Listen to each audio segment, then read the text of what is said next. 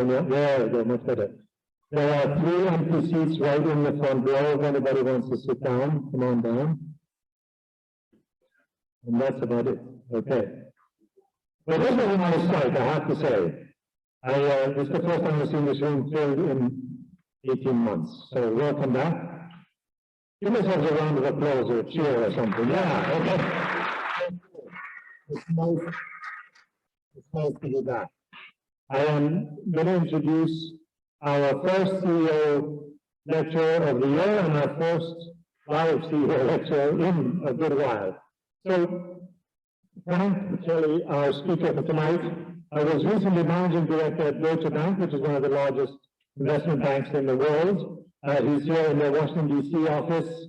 Most recently has taken the entrepreneurship route, started his own company, Fulcrum Macro Advisors, and you'll hear about what he's doing. Frank has a long connection with Catholic.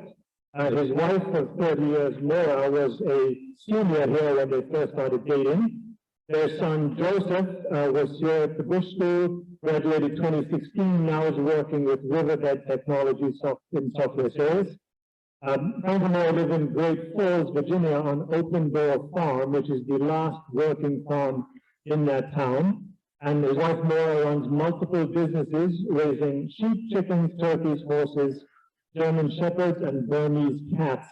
And apparently the last one is a highly profitable and fun business. So I look forward to hearing about the Burmese cats business. But that's not going to be his main topic. Over the past 35 years, Frank has worked with CEOs and major investors from around the world on understanding matters where investments and deal work collide with political and regulatory forces. So understanding how politics and regulation is going to affect the success or not of your business. Today is going to explain why this is an increasingly critical aspect of business that every future business leader, i.e. all of you, needs to understand. If you like what you hear, you can get more because Mr. Kelly is now a professor here at the Busch School on a part-time basis while running his company and teaching our business intelligence class. So anybody in Professor Kelly's class? All right, we've got a couple of your students here. There we go. Good. There you go. See? So please give a warm Busch School welcome to Frank Kelly.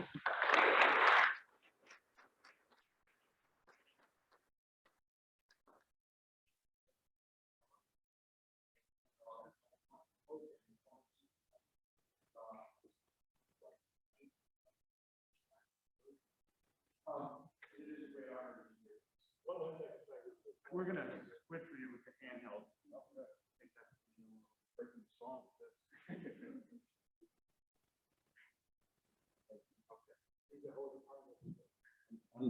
Under. We're all going to remember this. Someday you guys will be old with your grandchildren. You'll be relaying this, how you had to wear masks. And people were sticking microphones underneath their masks.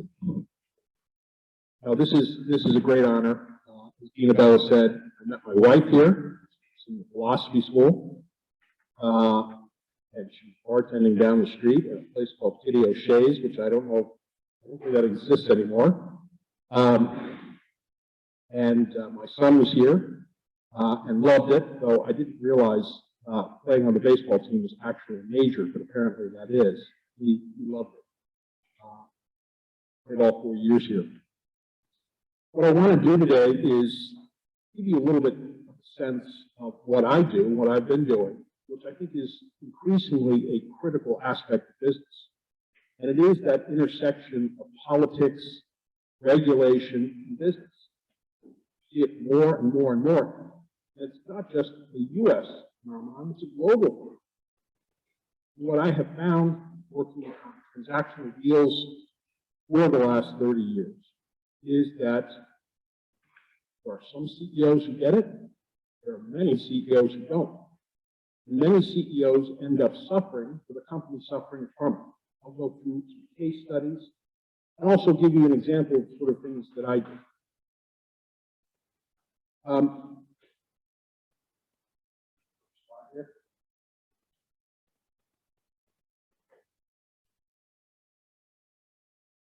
Political risk, regulatory risk. What is it? Fine, political risk potential for financial, market, and personal losses that occurred due to political decisions or disruptions. What you pick up in the paper in the morning and you read, you had no idea was coming. There are people like myself and others who our job is to try and look around that corner and warn a business, this is what's going to happen. That's right up in here. There we go. Okay. One of the oddest things I think I've ever done. I started this business last year after more than 30 years on Wall Street. I had found that exponentially, particularly over the last 6 to 8 years, my demand for me to be advising folks was just growing like I'd never seen. And I thought, why not do my own business?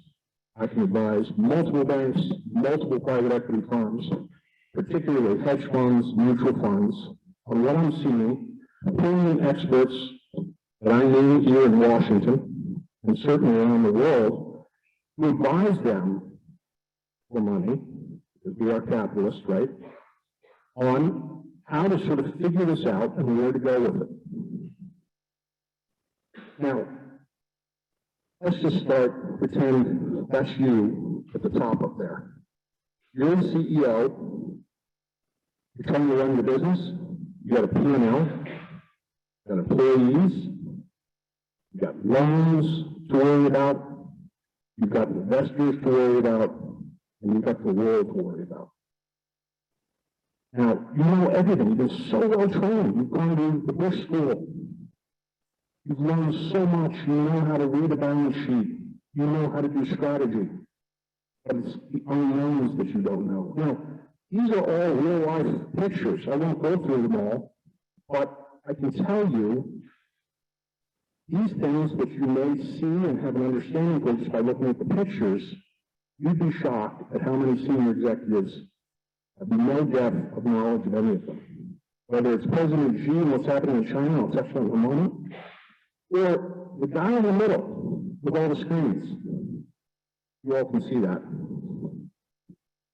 That is your typical hedge fund portfolio manager. You sit there in front of, how many's you got there? 8 screens at least, trading, looking for every little anomaly, every little piece of news that can potentially impact the company, and they are moving stock prices, they're moving your stock price faster than you can react. Because you don't know what's going on. And he's sitting there all day long, talking to guys like me, we're advising them on what's happening. Now, years ago, I worked at Merrill Lynch and Company, the investment banking group. And I remember then, at the time, just a fantastic CEO. His name was Dan Tully. Big Irish guy, huge head of white hair. Start every annual meeting at Merrill Lynch, which at the time was a very Irish firm. Every annual meeting would start with him descending on an elevator in the same place, singing with his baritone voice, Danny Boy. Oh my goodness, investors love the guy. He did a phenomenal job running Merrill Lynch. But he said to me once, I said, what is the hardest thing about being a CEO?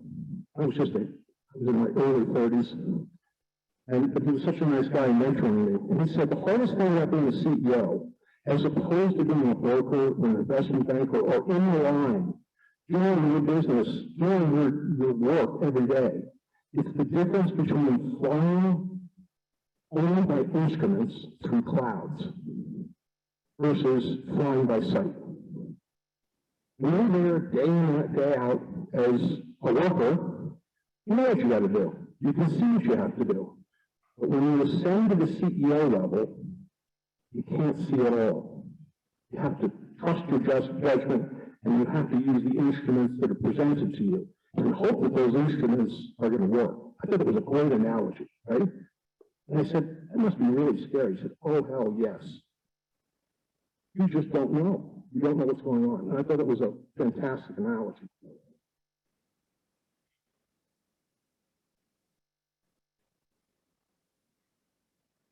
There we go. Now, when I talk about political risk, regulatory risk, I'm not talking about negative things.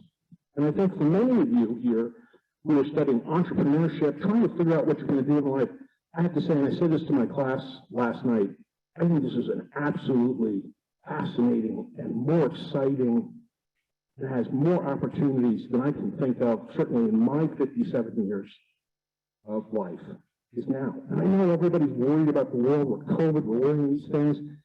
You know, everything seems to be terrible. Yeah, we've been through terrible times before in the history of mankind. We'll get through it.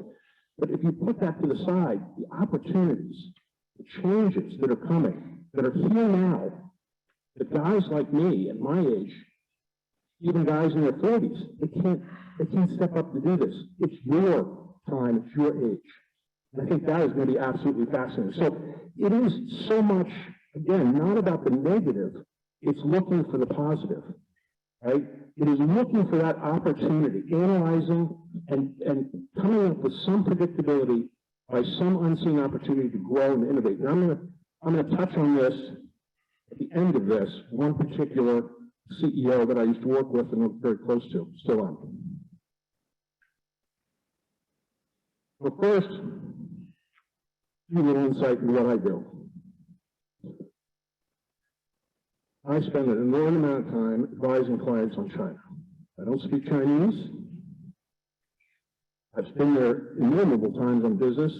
Anybody here been to China? Fascinating, right? It is like going to another planet in terms of size and scope. Every time I would go to Beijing or Shanghai, now even Hong Kong, there's nothing comparable to the United States, just in terms of size and growth and where it's going. But what is it? Now look at some of these numbers, right? I don't have my reading glasses on here. I'll just look. The population of 1.4 billion people. The United States is what, 360 million people? 360 million people at 1.4. But importantly, I always encourage my clients, and I think it's very important, and I'm sure you do it, the demographics, because that's your market share. What is that market share? China's growth is that's not a typo, 0.15%. It's one of the fastest aging populations in the world. Everybody talks about China as opportunity. Some risks here, right? This is a country, and by the way, I don't take political positions when I talk to clients. I'm not a Republican, I'm not a Democrat, I'm not an anarchist, I'm just giving them the facts.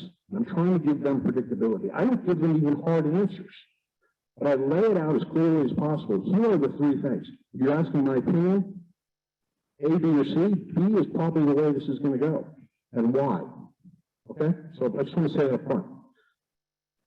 Many of you have studied China since the revolution after World War II. One of the biggest problems was they had an enormous population and tremendous poverty. Also, they were worried about certain sectors of the population growing too big, too fast, religious sectors particularly. We're even seeing that now in the suppression of the Uyghur population in China, right? This is the Muslim population, which is growing on average. We get 4, 5, 6 kids, right? They've enslaved over 1 million of these people in prison camps, and they actually use them as slave labor. So you take them out of the equation, Chinese aren't having kids. Now, going back to, sorry, I lost my train of thought there for a second. They put in a one-child policy, right? Many of you may have heard of this. You have one child. If you are pregnant with a second child, they found out, they'd arrest you and forcibly you have to have an abortion. Terrible. This went on and on and on until I think it was about 2 or 3 years ago. And they suddenly realized, again, look at that chart up there, top chart, how it's just sliding, sliding, sliding. They're going from 1.4 billion people to what? Who's going to be here? Now, this is a culture also where you are expected to take care of your parents. They don't have old age homes, so you've got to take care of them. So this becomes an added, I don't want to say burden, but it's a responsibility financially as well. So where are we today? China eliminated the one-child policy. We made it a two-child policy about 2 or 3 years ago. How serious is this population problem? Again, think of this from market share. Yesterday, China, in a shock, started outlawing abortion. Wow. And huge incentive program for families to have children, and interestingly enough, this is sort of back to the future, is paying women to stay home with children. Fascinating, right? So there's something serious going on in this country just looking at the demographic side. How big are they? They account for over 18% of the global GDP. Now, I'm going to talk about this later because one of the political risks that you track, and if you're in business anywhere, you're shipping stuff, right? If you're in outside of software, you're going to be shipping something. Out of the 10 largest ports in the world, 8 of them are in China. 8 of them. Think of that. Not in Latin America, not in Africa, not in the United States, not in Europe, China alone. So this is an enormous opportunity, but there are risks here. So I won't belabor this, except for the last point. Look at how much money foreign investment has gone into China just last year alone. Almost $114 billion. A lot of that is American. People building plants, right? You see the cheap labor, or cheapish, not so cheap anymore. Opportunities for banking. Wall Street cannot get enough of China. Cannot get enough of it. We want to come in and run your banks. We want to set up all of our banks. BlackRock, Goldman Sachs, right? Bank of America, huge. And the Chinese government, come on in. Because you guys are going to fix and set up our financial system, which is not the greatest right now. Okay. So you track all of this stuff, and clients look at this, and they can't figure out what's going on. Now, what I do is I will team with 2 or 3 China experts that I'm partnered with, folks who are ex-CIA, ex-State Department, people who've lived there for years, and we do deep analysis on what's going on. So you're sitting there talking to a client, and to be very clear, to give you an example, last Tuesday, 3-hour meeting with a hedge fund that manages $15 billion. All they wanted to know, and I'm just giving you top line here, you cannot believe how deeply, an American hedge fund from New York, how deeply they go into people, processes, etc., because they want to know everything as part of that investment. Okay, so what are we seeing in China? This is the biggest of them all, right? You can shrink this down at some point in terms of sort of this thought process. If you're trying to do business in a small town someplace, right? You're going to want to do this. You want to, what's the size of the market? What's the political risk? What's the environmental risk, etc. So I'm just going with the biggest and sort of the flashiest for the moment. What you're seeing now in China, after this enormous growth, like we've never seen. It's a country that has been growing at times as high as 12, 13% a year as a country. We're happy if we get 2% growth. We're all living large. We're going to Applebee's for a couple nights in a week, right? This is big. At least I am. But what you've been seeing lately is a massive crackdown by President Xi of some of these companies, which are monstrous companies. Right? He has done, every sector is being hit and hit hard. I'm going to explain why in a second, and this is what clients want to know. You're seeing top business leaders being arrested or disappearing. Jack Ma, who founded Alibaba, has not been seen in public since October of 2020. Now, by size, Alibaba dwarfs Amazon in terms of online services. Almost half the Chinese population use Alibaba at least 4 times a week. Think of that, 1.4 billion people using Alibaba. Can you imagine Amazon like that? And we think of Amazon being huge. Nothing compared to the size of this. And they're growing. That's just inside China. They're now beginning to grow externally. But there's been a crackdown.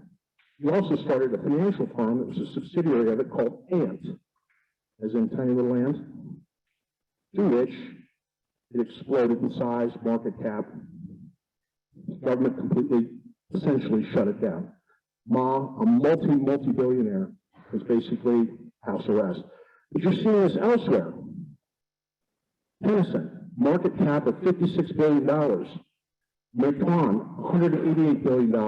Pinduoduo, $119 billion. These are trucking. These are food services. They're being shut down or squished down, right? On top of it, many of you may have seen President Xi. It sounds like I feel like it sounds like me as a parent or one of your parents. Limiting, did you guys see this? How much time you can play video games online. President of China, you can play 2 hours a week. All you kids, 2 hours a week. And we're going to enforce that. We're going to arrest your parents if we find out, and we can check to see online if you're actually playing or not. Wow. What is, I mean, you can imagine the size of the game, right? And a lot of adults game over there. I think of a lot of adults game here too, but so you have all that happening. And then you have something called Evergrande, which is sort of the hot thing happening right now. Very, very dangerous. The largest real estate company in the world. And it's collapsed. Why? How? Right? And what's going on? Now, if you're a hedge fund or a pension fund or a mutual fund, you're owning bonds in this company. You're waiting for your coupon, right? Your monthly payment, the interest on that bond.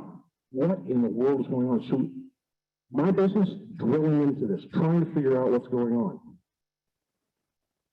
The truth of it is, and I'm giving a very simplistic for the interest of time here, corruption. The size and scope of corruption in China today is beyond your wildest imagination.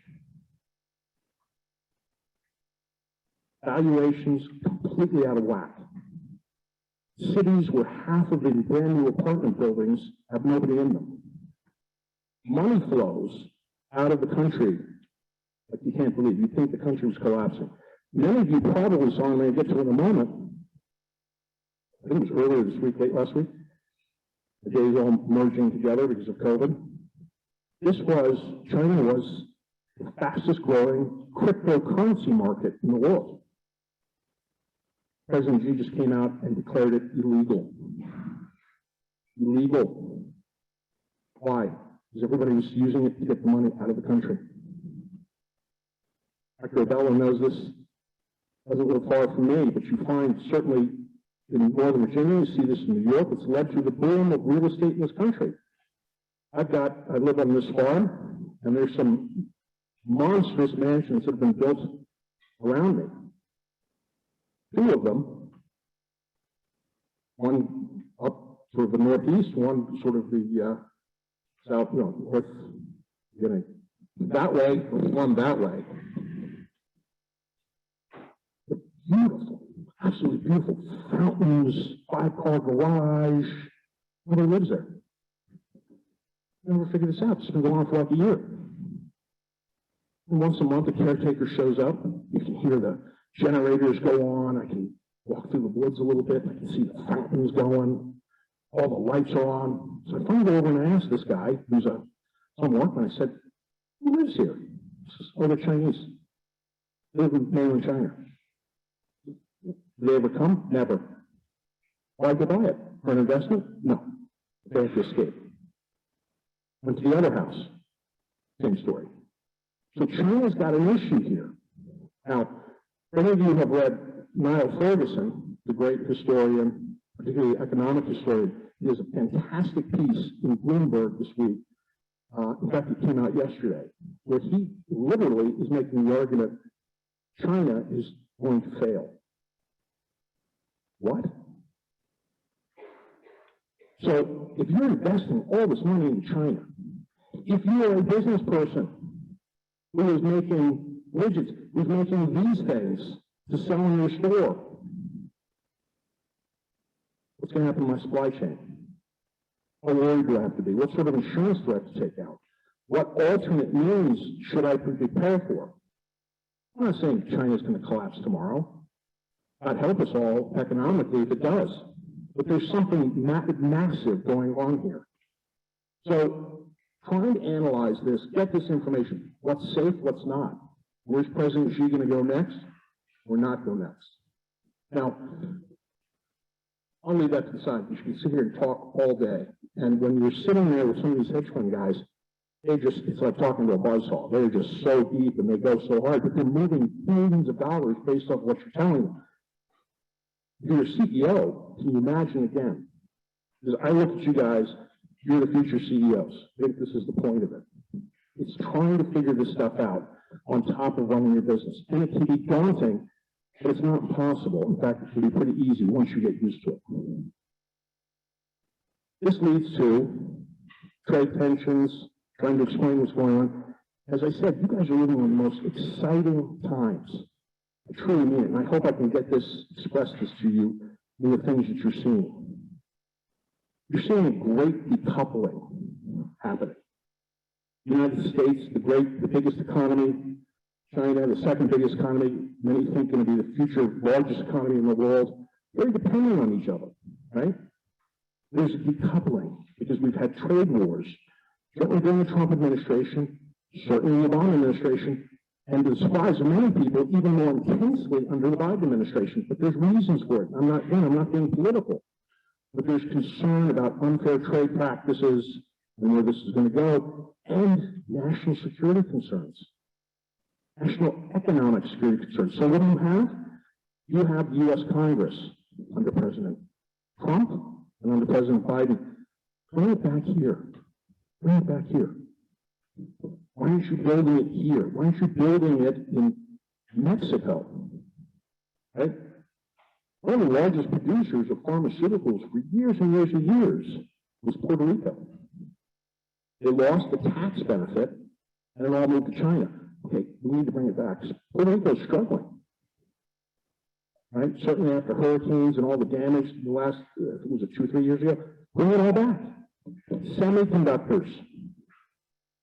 Vast majority of semiconductors not made in the United States, right? Anyway, you go through this and these trade frictions that are happening, and where are you getting stuff, and what is the cost of the materials that you need for your business because tariffs have been placed on them. There's a huge list of tariffs. What's going to be put on next? There's more tariffs coming. President Biden hasn't been publicly announced yet. They're preparing more tariffs on the Chinese. These are different sectors, different things. It can be anything from cords, right? Be all sorts of odd, little weird things, but it's going to cost your business. And you've got to get ahead of that and know what it is and pay attention to it. As I talked about, though, we're having supply chain issues. I'm sure you've been talking about this in class, certainly noticing it in the press. If you're paying, watching any of this, it's worth watching. I'm sure I'm doing okay on time here. As I mentioned, look what's happening in Los Angeles, one of the largest ports in the United States. There's an estimated 60 to 70 super freighters full of material waiting to be offloaded to be sold for manufacturing and everything else.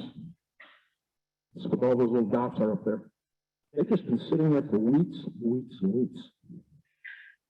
Now, why? The supply chain problems tends that one feeds off the other or feeds into the other. Now, we've had COVID, right? COVID has caused problems. You can't find drivers, right? People are afraid to drive, or maybe they found other things in the gig economy. They found other alternate things to do, so you can't find drivers. You can't find semiconductors. Semiconductors in everything now, right? And I love to know how many semiconductors are in this or in this, but mostly in trucks, cars. So, any of these ports slow down, the economy slows down, leads to inflation. How long is this going to take? This is what we get asked. What's the problem? Well, there's some other problems here, right? These ports don't work 24/7. Most ports around the world do work 24/7. These guys work like 12-hour days and they're done. Okay? Unions. I'm not criticizing unions, but that is the situation. So you're talking to unions. Can we speed this up? What can we do? Los Angeles alone is a risk to the economy of the United States right now. Okay? I talked about semiconductors. That little news clip there, Ford has shut down 8 of its truck plants for at least 2 weeks. These people being sent home not getting paid because they don't have semiconductors to put in the trucks. Now, Ford did other things today. I think they announced that they're building the first 3 plants, the electric cars, right, that broke ground on that. But if you don't have semiconductors, you got a problem. And the semiconductor shortage is likely to last another 2 or 3 years. By the way, where does most of the semiconductors, the biggest volume of them made? Taiwan. It's back to China. You start looking at what the Chinese are saying about Taiwan. Hey, we own you guys, right? Look at the history of Taiwan. This is where the anti-communists fled, created their own country, right off the coast. Well, Chinese, rattling the saber. We're seeing people saying, we're preparing to invade, we're going to invade. Well, what's the risk of that? So all of this stuff, you're finding more and more. Again, here's the opportunity. What's the investment opportunity? What's the opportunity for folks like you? Because these businesses are being brought back here. You can't afford not to have semiconductors. So semiconductor plants are being built all over the country. Arizona is a huge place for it. Many of you may not know this, one of the largest semiconductor manufacturing facilities in the United States is 40 minutes south of here, Manassas, Virginia. Who are the suppliers to this? What are the restaurants for these workers? Right? There's anything, think of it. There's so much opportunity. This is all coming back here. I'm going to speed this up a bit because I want to make sure I have a lot of time for questions. It's a global issue, right? Again, you're trying to run your business. You can't do this without being global. Maybe you're running a local restaurant, but even there, you're worried about food shortages. I'm sure nobody here eats guacamole and chips. Have you seen the price of guacamole lately? Avocados? Brutal. Right? Shortages. Crabs? Anybody go to a crab feast this past summer? You did? What? Very expensive, right? Brutal. I mean, it was like eating caviar and champagne. So these are big things. So what else is happening here? You guys should just keep an eye on this, right? Natural gas prices in Europe. They're running out of natural gas. We burn this stuff off, right? They call it flaring? What is it?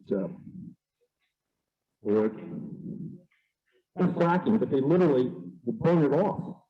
You guys ever see up in North Dakota, this huge natural gas? They didn't know what to do with it. It was so cheap. Flaring they call it. They're just burning it. Piping it out, they don't know where to do with it, so they'll just burn it off. Meanwhile, literally this week, they're so desperate for drivers, they're so desperate for natural gas, they're calling up the British Army to deliver it. There's fears that up to 90%, and this also goes for regular gasoline, 90% of gas stations have been closed because they're running out of gasoline. Supply problems, shipping problems. Again, apply this to whatever you're going to do. Knowing as soon as, this is not like you wake up and you see it. If you're paying attention, you look, you figure out the system, which we'll talk about in a minute, you see this months in advance. When gasoline, particularly jet fuel, years ago, just spiked in price. Most companies, United, all these, they're dying. Southwest Airlines had a couple of guys in the company who saw this coming, bought all of the futures on gasoline at the cheapest price possible, and they made money that year. And everybody else was doing a loss because they were looking for this. Okay. Here's the other opportunity, right? This is where we drill into some of these things.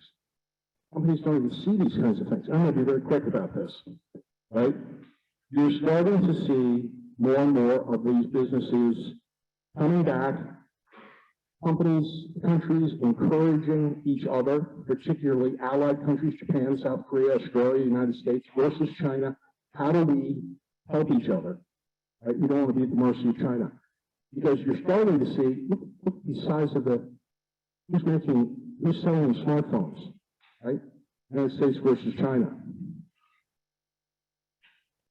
Manufacturing solar panels. Here we're on the verge of passing major infrastructure legislation encouraging sustainable energy, and we don't make our own solar panels. Most of them we buy in China. We have to make them here. Right? Look at those numbers. Now, remember everything I just told you, though, about population, about political tension, it's underlying things you can't really see, but you look at the numbers, you see these events in China, there's going to be opportunity, right? And as I say here, remember these numbers and where we are 5, 10 years from now, because I bet there's a massive uptick in the United States and Europe and other countries, particularly democracies, friendly to the U.S. versus downward trends from China. All right, I'm not going to bore you with all of this in detail, but again, this is political risk.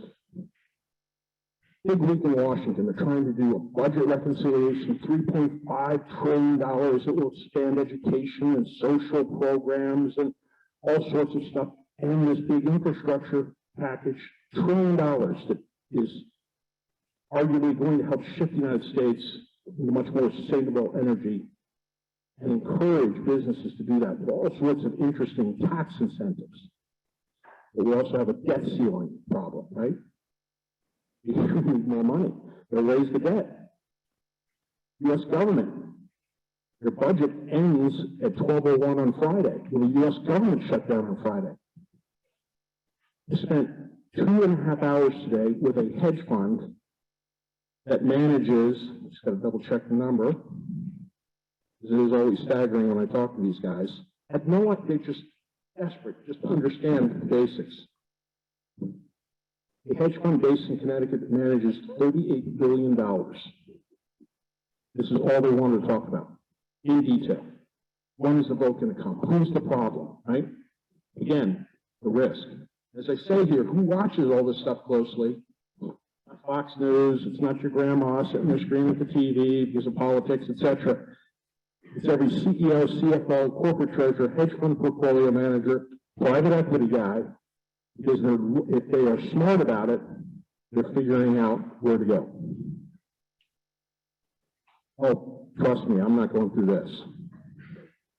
But these are the taxes that we're debating this week, next week, and the following week. These are massive to the bottom line of a corporation. And if you are a CEO, you have to know all of these things. Again, this sounds daunting. It's not. Once you start learning, the sooner you start following these things, this is where you see the opportunity. You get the smart tax guy. You get the smart lawyers. You do the restructuring. You figure it out, right? And quite frankly, that's where you can move and succeed. But you have to know these things. And again, it's shocking how many people, and I'll give you an example of those who don't. I'll skip that. I'll skip that. I'll skip that. Okay. This is a deal I worked on in 2006. Dubai Ports, based in Dubai, owned by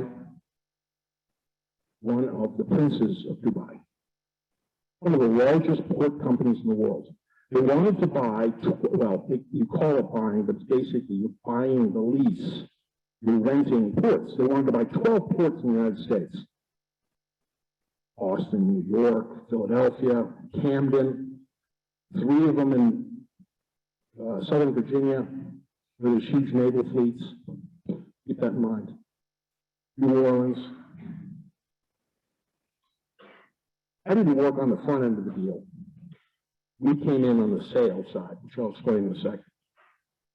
The company, owned by one of the princes of the United Arab Emirates in Dubai, completely run by Americans, Brits, and Australians. All the senior management. You would have never known this was a Middle Eastern company. You would have thought it was British. They're buying it from such an old British name, Peninsula and Oriental Steam Navigation, which were operating as ports. Okay. With foreign investment coming to the United States, if you're buying anything, very interesting point, anything that touches on national security, it has to be reviewed by this special committee, Committee for Foreign Investment in the United States, CFIUS. Sounds like something you catch after getting too close to, I don't know, a garbage dump or something. CFIUS, I've got CFIUS. They approve it. Now, what do they approve? I worked on the other side of a deal once. The Chinese wanted to buy wind farms in northwestern Washington state. Wind farms. Is there anything more simple, non-threatening than wind farms? The deal was denied by CFIUS. Why? Because it was next to a top-secret U.S. naval air base, and there was no way to ascertain whether the Chinese would put cameras and all sorts of sensors on top of the wind farms, and the Chinese wouldn't commit to that, so no, you can't do it. We worked on another deal, and I'll come back to this in a second, Smithfield ham. We all like bacon, right? It's not very enthusiastic. We all like bacon, Smithfield ham. Very well placed, thank you.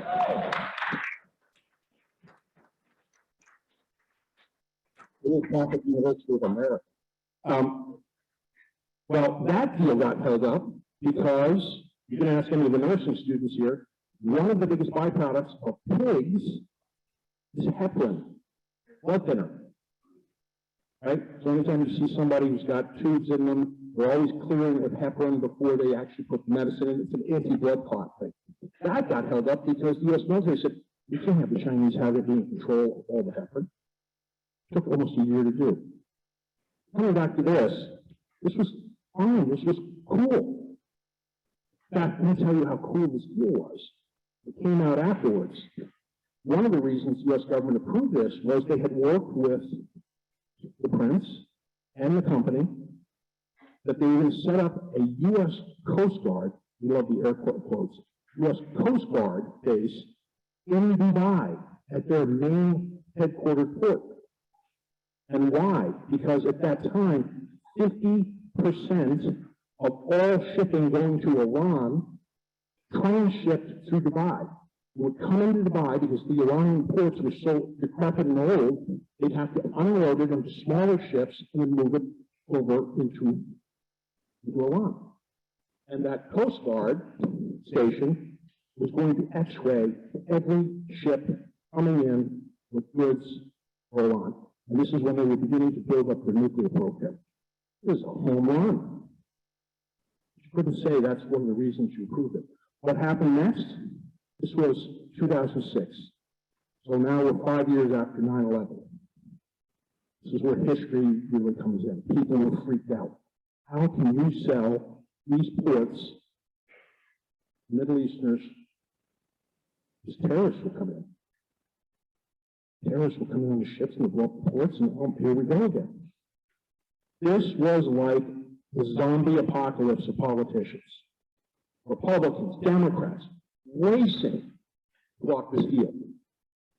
In fact, the U.S. House of Representatives and the U.S. Senate voted, I've never seen this before, voted to block the deal. Republicans and Democrats trying to outdo each other, who was tougher on security. And I'm looking, this is when we got pulled in, because they got forced to sell the ports within literally a week of buying them.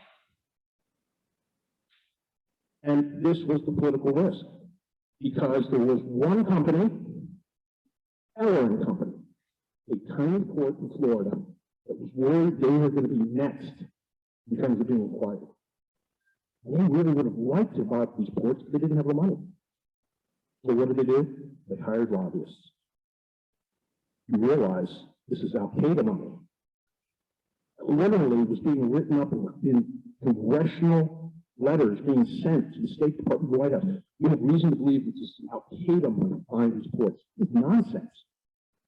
Well, I got bought in to help figure this out, calm it down, and I'll never forget, this gets to the point, you better know where you're going before you get there, particularly in big deals, and anticipate what might happen, even though you don't think it's going to happen.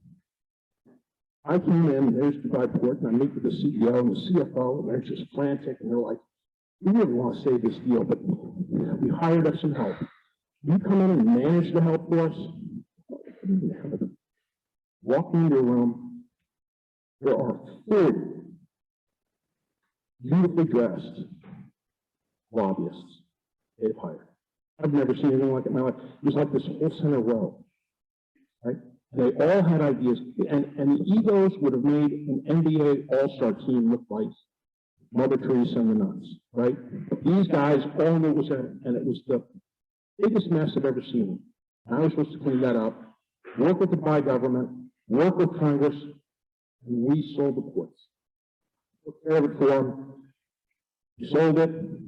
They bought it to American International Group, AIG. Maybe you may remember from 2008 that blew up.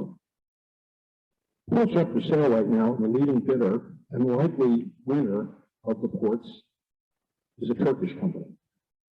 Nobody says anything. Right? Because there was no Eller company to stir things up.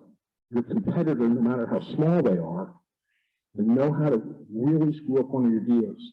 If they stay focused, come up with a good line. Crypto, this is the other one to watch. I'm going to be very quick on this because I want to get to questions. Everybody likes crypto, right? Everybody thinks this is the future, particularly young people. Two things. As I mentioned, President Xi said, against the law. We now have regulators in place. We're about ready to regulate it to death. And you have Jerry Gensler, the chairman, current chairman, very, very, very smart man. He's the youngest partner in Goldman Sachs history, the age of 31. That's quite an achievement. Right? You become a Goldman partner, there's $20 million, welcome to the club. And you're going to get that every year going forward. He said last week, quite frankly, it's a fad and it's going to die out.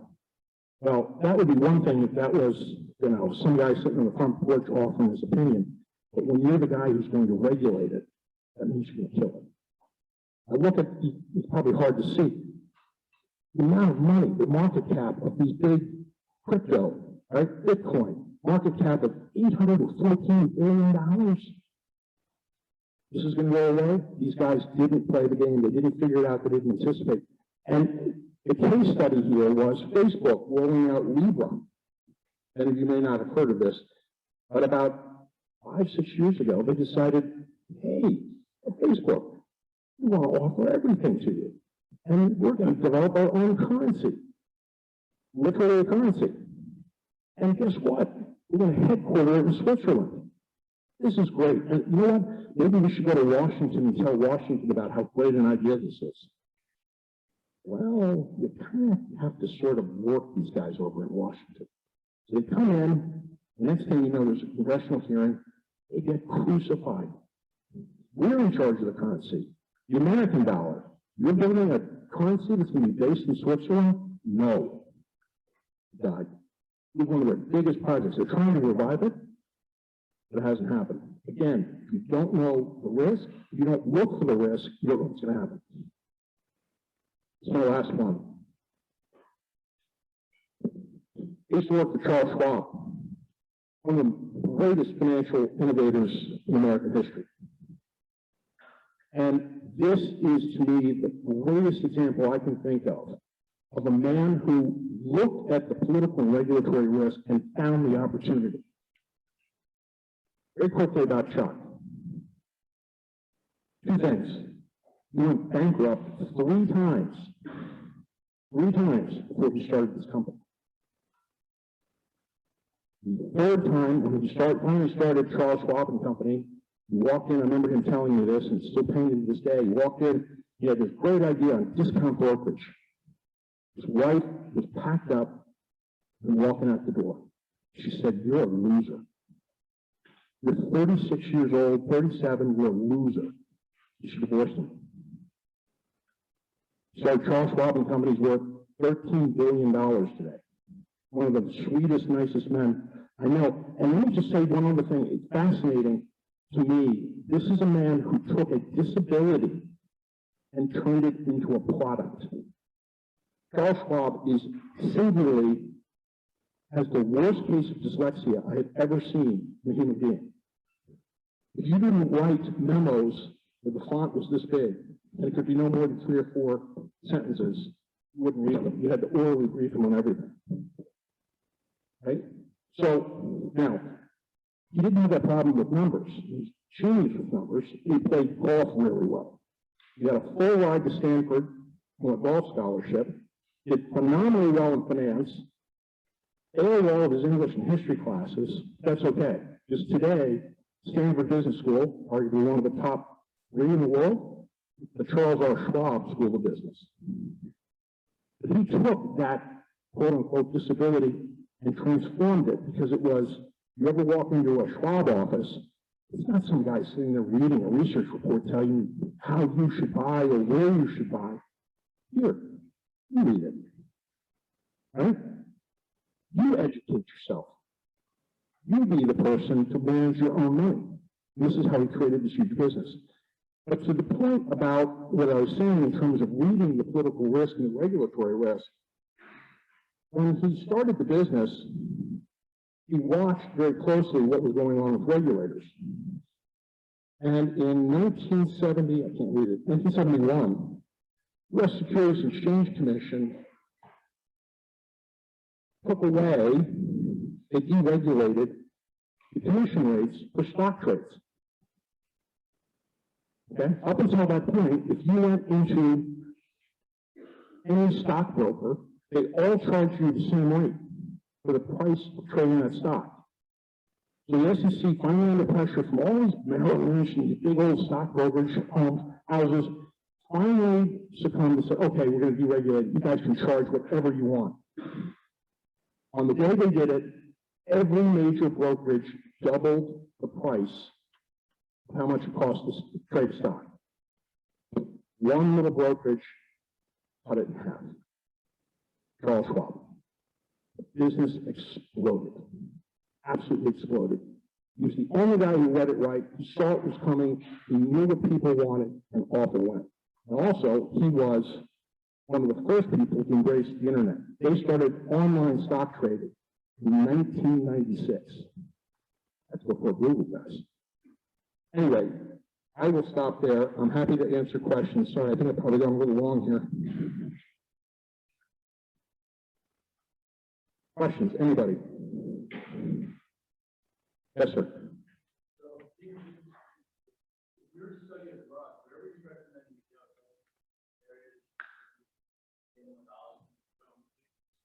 Studying abroad? Yeah. Well, first off, look, London's always a great place. Very fantastic. Go to Frankfurt, one of the more boring cities in the world, but it's a business. It doesn't matter at the end of the day, though. Go abroad and learn on how cultures think differently, how they market differently. Every one of them is a little bit different. And understand the politics, understand the religion, everything else. Right? So I wouldn't limit yourself, just do it. Back. So I did also notice that when you were in college around our age, you didn't study business or politics, you studied philosophy, and then managed to transition into a public policy business career. So how did you manage to do that? How did I study to go from history and philosophy to banking? So, full disclosure, I graduated from high school in 1982. In the fall of 1981, when I was applying for colleges, I went and saw my guidance counselor, Busch High School in Arlington, and she very sweetly, when I asked for advice on what colleges to go to, she slid this brochure across, said, "This is for you." And it was a brochure for Lincoln Tech.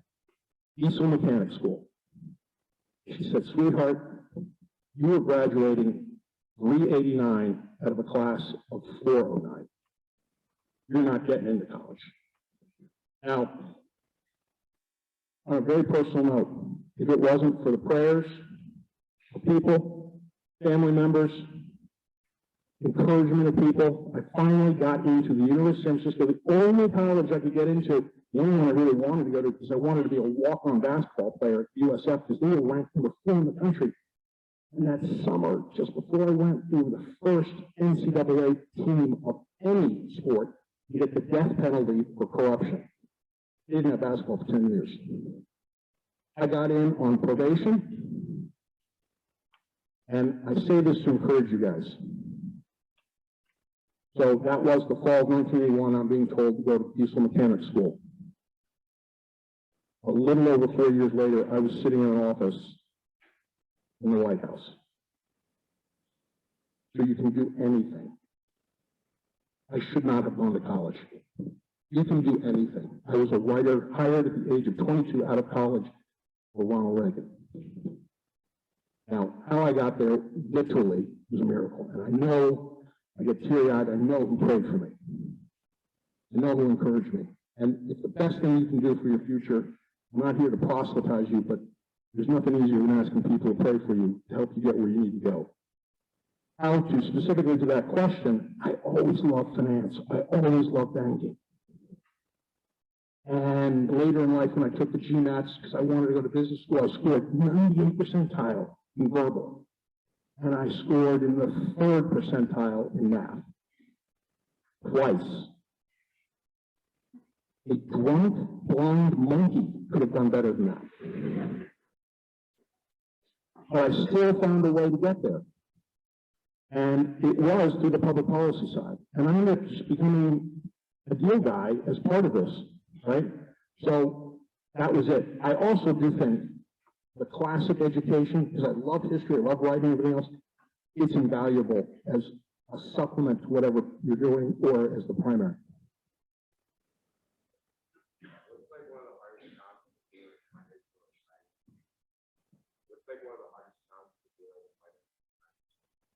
Being a financial advisor, what's the hardest challenges of being a financial advisor? I think when you start dealing with big money. Right. When you start dealing with big money, what's one of the hardest challenges of being a financial advisor, advising people? I mean, I'm not a stockbroker, right? That's a true financial advisor out of your retirement. But when you're advising people, it's the stress. If you're dealing with some guy or gal who's putting, $1 billion on the line for something, and they're very, very smart people, but they don't know everything. And it's very hard for them to show that they don't know everything. So you have to be very encouraging. You have to be very subtle. You have to listen, right? And let them come to the decisions. Just present them with everything, figure it out. But that's the biggest issue, it's the stress, because the money's so big. Other questions? Anybody on the line? Oh, yes, back here.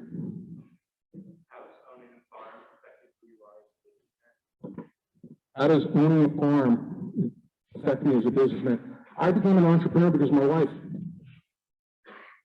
Full disclosure, she started these businesses. We had lost our youngest to cancer. My wife didn't know what to do with herself. She started a business. And came home, house, family's just destroyed by this. I come home, she's all happy one day, and I'm like, what's going on? She goes, I had the greatest idea. I know what I need to do. I'm going to raise sheep here. I thought, oh my God, I just lost my son, and now I'm going to have to institutionalize my wife. Seriously? Sheep? I'm dressed like this, right?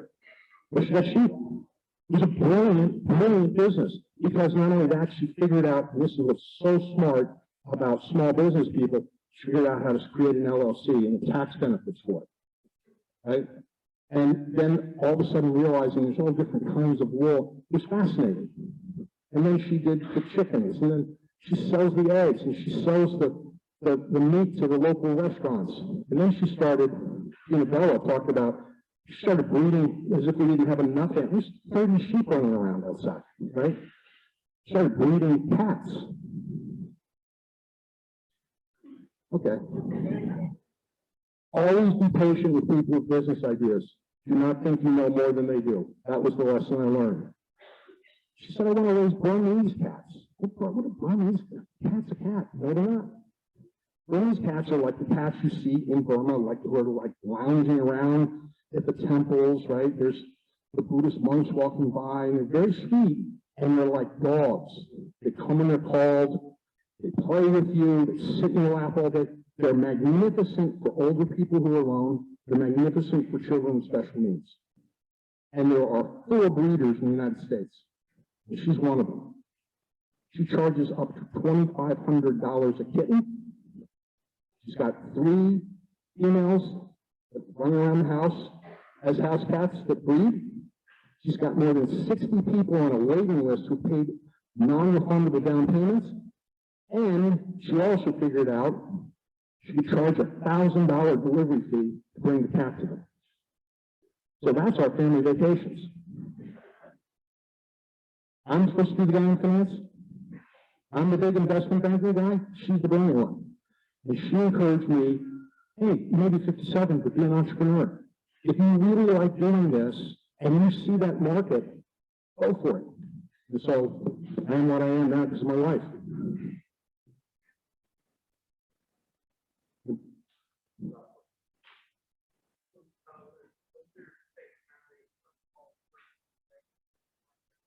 What was my favorite memory working with Ronald Reagan? I don't think people understood Ronald Reagan because they thought he was stupid. They thought he was an actor. He was an actor, but he was not stupid. And what he was, and history will show this was a man who had come from nothing and gone all the way to the top as an actor, as everything, right? And then it collapsed. He couldn't find a job. The only thing he could get was General Electric was worried that the unions were going to become communists because they were becoming more militant in the 50s. And he got hired because he was an actor. Could you go around on the plant floors and talk to these guys about capitalism, democracy, and everything else?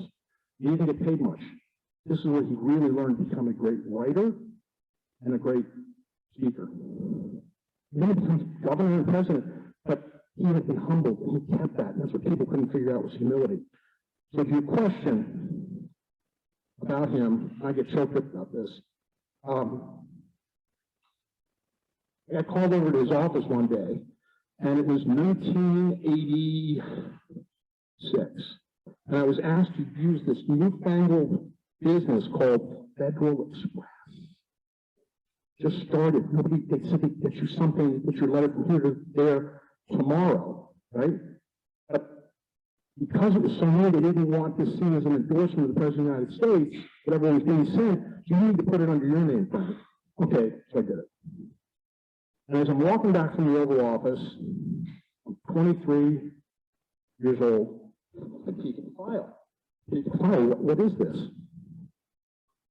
Top secret, what is it? Ronald Reagan would read 5 newspapers a day. Read the 4 big major ones, Wall Street Journal, New York Times, whatever. And then he would have the offices rotate local regional newspapers. And on that day, it was the Orlando Sentinel. And on page like H12 in the local metro section, was a little piece about a boy who needed a bone marrow transplant. And local community, neighborhood was holding a carnival. He saw it, flipped it out. He wrote a personal check, which I saw in front of my face, for $10,000, and a 4-page handwritten note to that 8-year-old boy, including just encouraging him. Whatever you need, this has to be a secret between us. You tell your parents, but don't tell anybody else that I'm doing this. And here's my personal home number at the White House. When you're getting a transplant, you feel lonely, you feel down, call me and let's talk. As if nothing else was going on in the world, like the collapse, trying to collapse communism and everything else. That was my favorite story. I think that's it, guys. Thank you very, very much.